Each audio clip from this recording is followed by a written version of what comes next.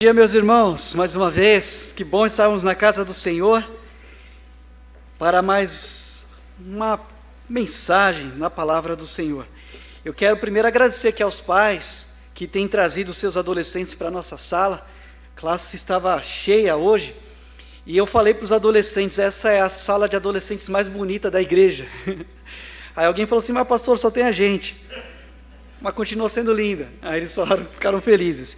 E tragam eles, porque na semana que vem a gente vai ter viu adolescentes, vocês estão acompanhando aí, a gente vai ter uma prova. É surpresa, mas não é mais. Então tragam, tem sido um prazer estar com eles, e hoje foi muito bom lecionar na presença dos adolescentes. Irmãos, eu tenho a Bíblia aberta na primeira epístola de Pedro, capítulo 5. Lerei do versículo 6 e 7. Se você puder, coloque-se em pé para me acompanhar nessa leitura. 1 de Pedro, capítulo 5, versículos 6 e 7, título da mensagem dessa manhã, aliviando a carga, texto conhecido, assunto que já ouvimos, mas Deus nos direcionou para este assunto nessa manhã, e por isso ouviremos aquilo que Ele tem para nós. E diz assim a palavra do Senhor: humilhai-vos, pois, debaixo da potente mão de Deus, para que a seu tempo vos exalte, lançando sobre ele toda a vossa ansiedade, porque ele tem cuidado de vós. Pai, obrigado pela tua presença em nossas vidas, pelo teu cuidado, Senhor, amor, pelo alívio que podemos encontrar na tua palavra, ou mesmo na ação do teu Espírito dentro de nós. Que a tua palavra, a mensagem, Senhor, dessa manhã seja um instrumento em tuas mãos, para abençoar o teu povo na tua casa, ou mesmo nas suas casas, e amigos que estejam ouvindo esta mensagem, que sejam tocados pelo Senhor. Nós oramos e agradecemos em nome de Jesus. Amém. Podemos sentar? Em uma de nossas viagens que fizemos para Impacto Evangelístico na Amazônia, tivemos uma experiência muito interessante. Nós fomos à casa de uma família, uma casa muito simples, feita de barro, madeira, coberta de sapê, e eles nos receberam e receberam o Evangelho. E nós fomos lá visitar essa família, mas um trecho para chegar até a casa deles precisaria ser percorrido ou cumprido através de canoa por igarapé. E aí o dono da casa mandou um dos seus filhos vir do outro lado assim, do igarapé para nos buscar. E aí nós estávamos ali em 6, 7 pessoas, mas na canoa só cabiam 4. E aí falou, não, pode subir que é seguro. E aí a gente subiu, no que a gente subiu, a canoa balançou. E eu pensei, Senhor, acabei de casar. É seguro? Não, pode entrar. E a gente entrou. E ali, sei lá, quatro dedos, um palmo mais ou menos assim da água para transbordar a canoa. Nós fomos ali balançando, mas a gente foi indo. E eu percebi que dentro da canoa tinha uma canequinha, parecida com essa coisa de sorvete, sabe? Aí eu pensei, deve ser para isca, deve ser para algum lanchinho, alguma coisa assim. E fomos lá, visitamos a família, receberam o Evangelho. Só que no outro dia, na embarcação mesmo, que nós estávamos hospedados, eu vi que uma família vinha no rio, eu não lembro exatamente que rio era, acho que Tapajós, eu não lembro qual rio que nós estávamos. Uma família inteira ali, o pai, mãe, 3 filhos, um ainda com uma criança de colo, vindo com uma canoa e uma rabeta, que é um motorzinho improvisado no final da canoa. Eles estavam margeando ali o rio. Eu notei que as crianças vinham com um potinho, jogando água para fora da canoa. Então eu entendi que aquele pote era justamente para jogar água para fora da canoa. E essa cena me veio à mente quando nessa semana eu acompanhava uma entrevista em que as pessoas falavam a respeito de ansiedade e depressão. E uma das pessoas que estavam fazendo parte daquela conversa disse que no barco ou numa embarcação, seja ela de qual tamanho for, de qual porte for, o que faz a embarcação afundar não é a água de fora, é a água de dentro. E por isso é preciso jogar a água de dentro para fora, para que a embarcação não venha a naufragar. E quando eu ouvi isso, daquelas pessoas e daquela pessoa na entrevista ou naquele bate-papo, eu me lembrei dessa passagem de 1 de Pedro, capítulo 5, versículo 7, que nós devemos lançar tudo que houver dentro de nós ou sobre nós, que nos traz ansiedade, sobre Deus, porque Ele tem cuidado de nós. Nós não fomos criados para a ansiedade, nós somos criados para a paz, e sobretudo para a paz com Deus. A ansiedade, ela é na verdade uma brecha em nossas vidas, é uma deformidade que vem em consequência da nossa natureza pecaminosa. E a ansiedade não é um mal do século, como muitos dizem. Na verdade, a ansiedade é um mal do homem, em consequência da queda, que nos aflige, em consequência da queda. Por isso Jesus e a sua palavra nos alerta a respeito de precauções relacionadas à ansiedade, porque isso nos faz muito mal. E a ansiedade não é um privilégio de alguns. A ansiedade alcança todos os tipos de pessoas, homens e mulheres, ricos e pobres, doutores ou analfabetos. Inclusive crianças têm enfrentado ansiedade logo cedo. E todos nós, em algum momento, lidaremos com ela. E dependendo de como nós lidamos com a ansiedade, nós podemos antecipar problemas que só enfrentaríamos no futuro. Ou criaremos problemas que nem deveriam existir, por precipitação, ou por tomar sobre si cuidados que não seriam nossos, ou responsabilidades que na verdade não deveriam ser nossos. Porque nós começamos a ver fantasmas onde eles não existem, ou então nós nos sentimos cobrados além do que realmente somos, ou cobramos pessoas além do que realmente é necessário, e assim nós nos sentimos pesados demais, trazendo ansiedades sobre nós. Nós precisamos aliviar a carga, nós precisamos lançar sobre o Senhor todas as nossas ansiedades. Mas o que fazer para aliviar a carga quando nós nos percebemos ansiosos? Bom, em primeiro lugar, admita a necessidade de ajuda, mas ajuda de Deus, ajuda do alto. Pedro disse que nós devemos nos humilhar debaixo da potente mão de Deus. Então não é qualquer mão, é debaixo das potentes mãos de Deus. Boa parte da ansiedade é gerada por preocupações ou cuidados que não seriam nossos, seriam cuidados que nós assumimos, ou controle que tentamos ter, mas nós não temos a capacidade, condições de lidar com isso. E assim somos levados ao esgotamento, inclusive, não somente ao esgotamento, mas a ansiedade é um esforço inútil.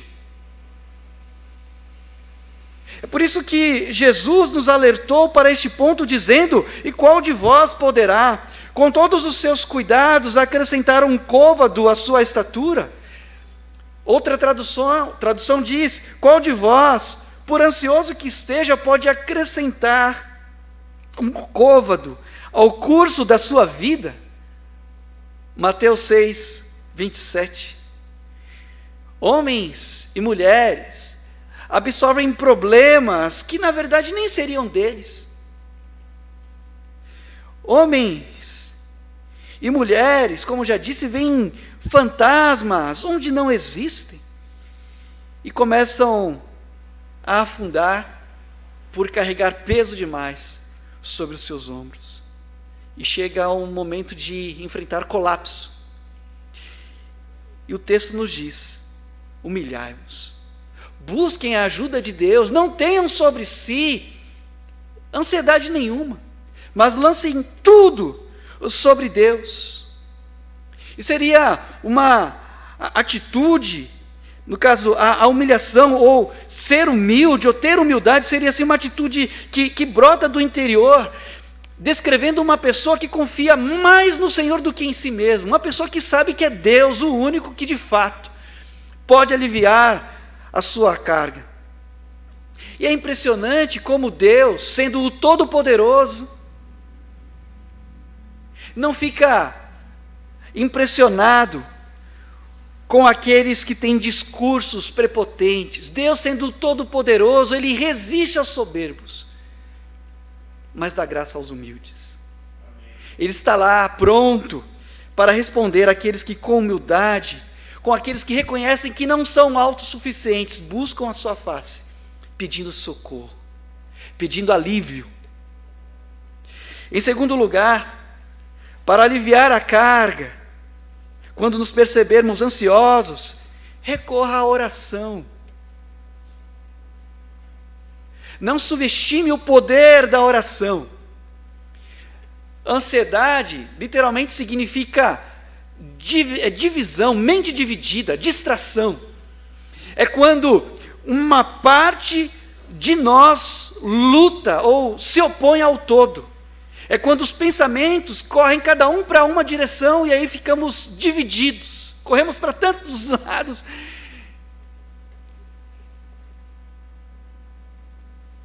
E aí a ansiedade nos fragmenta, nos despedaça, nos cansa e nos leva a lugar algum, a não ser ao cansaço. E assim, para lidarmos com a causa, nós recorremos à oração. E a Bíblia nos diz que a oração de um justo pode ir muito em seus efeitos. Tem muitas empresas, indústrias farmacêuticas que estão ganhando muito dinheiro com antidepressivos, ansiolíticos, e tem o seu valor, reconhecemos. Mas eles atacam o efeito e não a causa. Mas quando nós recorremos à oração, a nossa oração nos leva à causa, ao tratamento da causa. E a oração tem o seu efeito sobre aquele que busca a Deus porque está ansioso. A oração pode muito em seus efeitos, quando nós recorremos à oração em busca da solução que nos tem causado a ansiedade. E assim, através da oração, nós lançamos sobre Deus todos os cuidados, tudo que é carga pesada demais, e então Deus nos reintegra. Nós que estávamos fragmentados pela ansiedade, Deus nos desfragmenta, Deus nos ajunta novamente. Então, na oração, nós não apenas nos encontramos ou reencontramos com Deus, mas nós nos reencontramos na presença de Deus. Nós achamos sustentação, nós achamos lastro. Até as grandes embarcações precisam de lastro, porque se perdem o lastro, perdem a estabilidade. Oscilar faz parte da vida, mas perder a estabilidade não é plano de Deus para você. Então, na oração, nós lançamos tudo que há dentro de nós e sobre nós, que é pesado demais, sobre Deus. E quando oramos, levando aos pés do Senhor o nosso coração fragmentado, então nós nos reencontramos com Deus, nós nos reencontramos em Deus, e Ele então reintegra nosso coração, nossas mentes e sentimentos em Cristo Jesus, como nos diz a palavra. Porque num trecho semelhante a esse, Paulo diz aos Filipenses que nós não devemos estar inquietos por coisa alguma, mas as nossas necessidades devem ser em tudo conhecidas diante de Deus, através da oração, súplica, com ação de graça. Não subestime a oração, o poder da oração na vida de um filho de Deus. Mas por último, para aliviar a carga quando nos percebermos ansiosos, não subestime o cuidado de Deus. Porque Pedro diz, Deus tem cuidado de nós.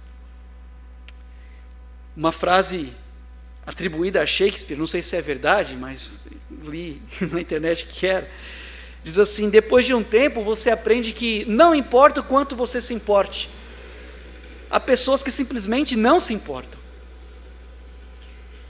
Mas mesmo que pessoas não se importem, com aquilo que te aflige, que te traz ansiedade, a Bíblia nos ensina que Deus se importa com você. Deus se importa com você. Mas é necessário abrir mão, entregar o controle de tudo a Deus, inclusive das nossas próprias vidas. E é interessante que Pedro não fala assim: coloque tudo nas mãos de Deus, ou lance tudo sobre Deus, porque Deus cuida de tudo. Embora cuide, porque Ele tem o controle de todas as coisas. Mas Pedro diz: lance sobre Deus a vossa ansiedade, porque Ele tem cuidado de vós. O cuidado de Deus é com você. Sim, Deus tem poder sobre as circunstâncias, Deus pode agir por meio das coisas, sim, mas Ele visa sempre o nosso bem, porque todas as coisas cooperam para o bem daqueles que amam a Deus. É claro que, a título de comparação, o momento que os irmãos que receberam essas palavras de Pedro não vivem o que nós vivemos. Pelo menos ainda não vivemos o que eles viviam, porque muitos naquela época estavam perdendo seus bens, estavam deixando de fazer negócios por serem cristãos, perdendo a vida, ou ganhando a vida, como Jesus ensinou. Mas Deus não faz acepção de ansiedade. Se tem algo que tem dividido o seu pensamento, tem fragmentado o seu coração, Deus ainda continua se importando com você. Nós lembramos da história de Marta, irmã de Maria, Lázaro, Jesus na sua casa, ela correndo de um lado para outro, cansada, afatigada, distraída. Ela é um arquétipo de ansiedade, ela é um modelo do que é realmente ansiedade e o que a ansiedade faz em nós. E ela foi falar com Jesus: Senhor, mande que minha irmã me ajude. E aí Jesus deu uma resposta que, à primeira olhada, parece que o Senhor foi muito duro com ela. Mas na verdade Jesus mostrou cuidado. Marta, Marta, você está cansada, distraída com tantas coisas, mas só uma é necessária. Então Jesus demonstrou cuidado com Marta. E em momentos então de ansiedade, como já disse, precisamos aprender a abrir mão de tudo e deixar que Deus não somente cuide de tudo, mas cuide de nós. Porque eu vi de um pregador que a ansiedade é o resultado de olharmos para o problema, ao invés de olharmos para Deus. Olhar para Deus e confiar no cuidado de Deus faz toda a diferença. Como já compartilhei uma vez, falando aos funcionários do Hospital Pedreira, e falando a respeito de confiar em Deus, de deixar que Deus cuide dos nossos problemas. Aí uma pessoa chegou depois e falou assim: olha, foi uma bênção para mim, eu gostei do que eu vi, eu sei que eu tenho que entregar tudo para Jesus, mas na próxima vez você fala como faço isso. Mas não tem outra explicação, não tem outro jeito. É somente através da fé, que envolve intimidade, confiança e entrega. É entrega. Deixe que Ele cuide daquilo que a gente não pode, não tem condições de cuidar. Há pouco tempo atrás, uma irmã estava com a sua mãe internada no hospital, e conversando com ela, ela falou: os médicos falaram, que ela está em tratamento paliativo, não tem mais o que fazer, eu estou querendo levar a minha mãe de volta para casa, o que eu faço? Difícil falar numa hora dessa, mas eu disse àquela irmã: irmã, agora é a hora da fé. Você não confia em Deus? Sua mãe não está nas mãos de Deus? Então entrega. Porque Deus não só vai cuidar, e já tem cuidado da sua mãe, mas é o momento de Deus cuidar de você. Abre mão. Deixa o Senhor fazer a parte dele. Não tenha sobre você esse fardo que pode ser tão pesado. Então não adianta insistir naquilo que não está em nosso controle, porque isso pode nos levar ao colapso. Nós devemos entender que Deus é maior que os nossos problemas, que a nossa vida está nas mãos de Deus, que governa todo o universo. E nossa vida não está solta, não está à deriva, sendo jogada de um lado para o outro. Nossa vida está nas mãos de Deus. Então lancemos sobre Deus toda a nossa ansiedade, porque Ele tem cuidado de nós. Que o Senhor nos abençoe e que Ele nos ajude.